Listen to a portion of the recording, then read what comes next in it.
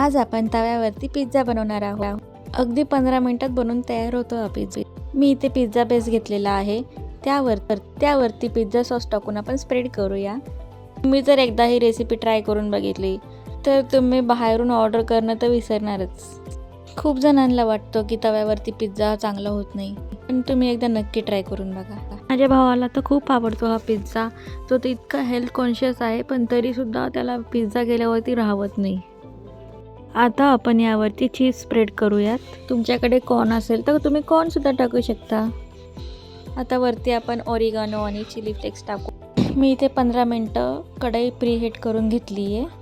त्यामध्ये एक प्लेट ठेवूया आणि त्यावरती पिझ्झा आपण ठेवूयात आणि वरतून आता प्लेट झाकायची आहे आणि आता आपण याला 15 मिनिटांसाठी बेक करूयात। 15 मिनिटं झाली आहेत। आता मी त्यावरची प्लेट काढतीये। खूप मस्त वास येतोय। वाव, झाला आपला पिझ्झा तयार। खूप मस्त दिसतोय। वरती सॉस टाकूयात आपण। माझ्या भावाला तर दमच पडत नाही, सारखं मला विचारतो कधी होणार आहे, कधी होणार आहे। फायनली झालाय आपला पिझ्झा। तुम्हाला आवडला असेल तर प्लीज लाईक आणि सबस्क्राईब करा।